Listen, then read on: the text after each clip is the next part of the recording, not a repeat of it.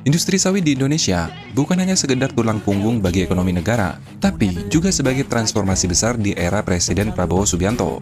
Kebijakan kali ini yang diambil akan menjadi kebijakan pertamanya yang kontroversial, sekaligus juga sangat menentukan masa depan Indonesia, geng. Nah, kebijakan apa itu? Tanpa banyak basa-basi, simak videonya baik-baik, karena informasi ini sangat penting dan juga bakalan bikin kalian deg-degan, geng.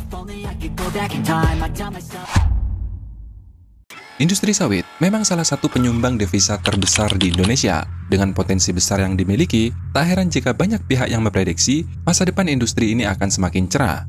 Hal ini tak lepas dari program hilirisasi yang didorong oleh pemerintah, terutama sawit sebagai bahan baku biodiesel.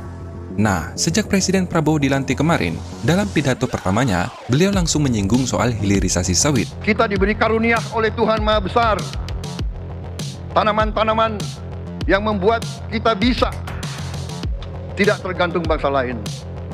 Tanaman-tanaman seperti kelapa sawit bisa menghasilkan solar dan bensin.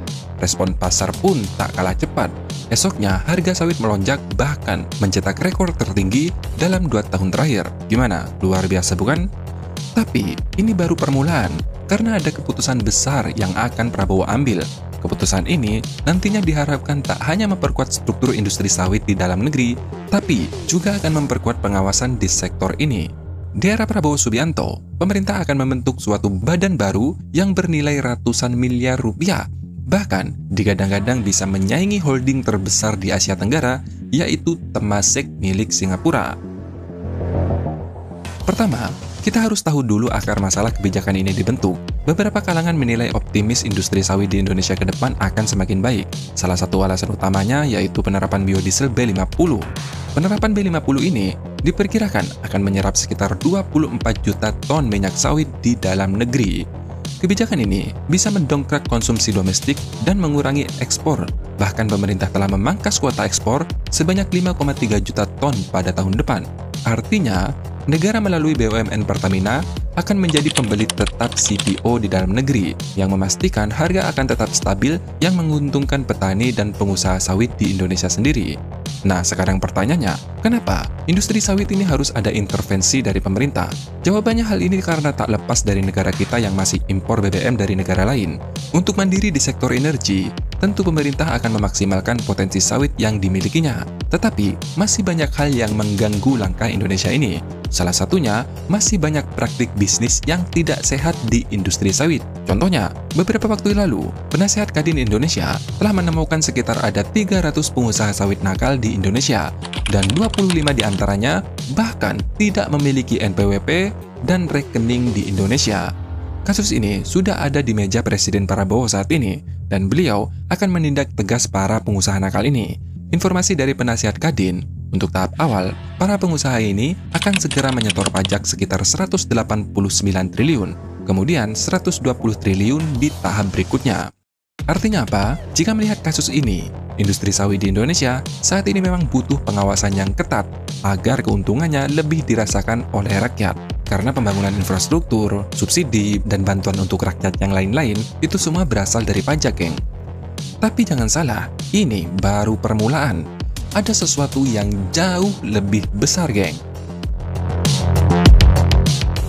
Melalui keputusan Presiden Indonesia nomor 144P tahun 2024, Presiden Prabowo telah membentuk badan baru. Badan tersebut bernama Badan Pengelola Investasi Daya Anagata Nusantara atau disingkat dengan Danantara. Di sini Mulaiman Darmansyah Haddad diangkat sebagai kepala didampingi oleh wakilnya, yaitu Dr. Kaharudin Djenot atau Dirut PT PAL saat ini. Keduanya ditugaskan untuk menjalankan Badan Pengelola Investasi Danantara, di mana badan ini akan melakukan investasi strategis termasuk ke perusahaan luar negeri untuk meningkatkan nilai ekonomi Indonesia, atau sama persis seperti Temaseknya Singapura.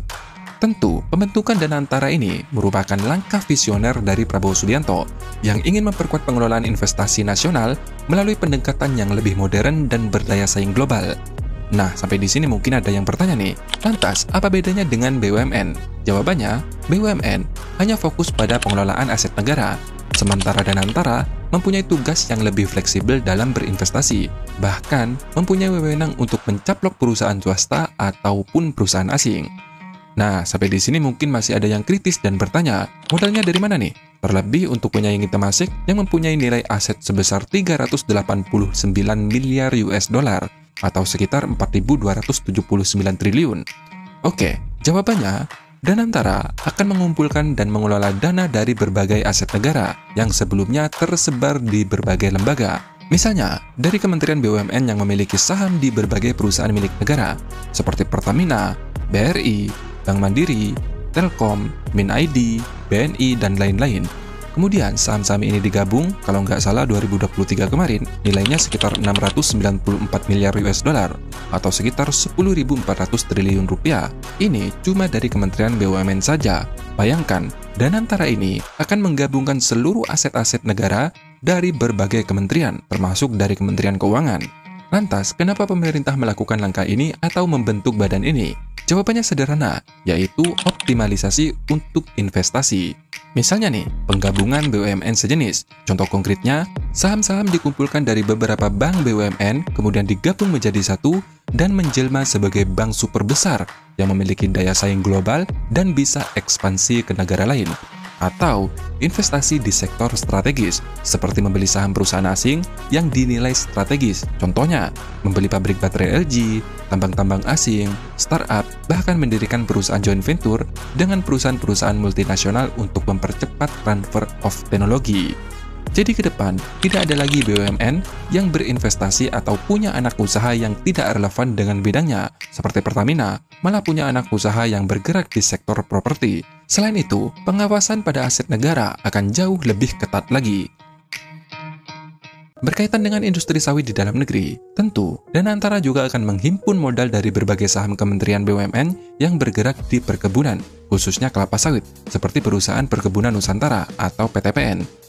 PTPN sendiri adalah salah satu holding BUMN terbesar di Indonesia. Akhir 2022 saja tercatat memiliki aset sekitar 152 triliun atau sekitar 10 miliar US dollar.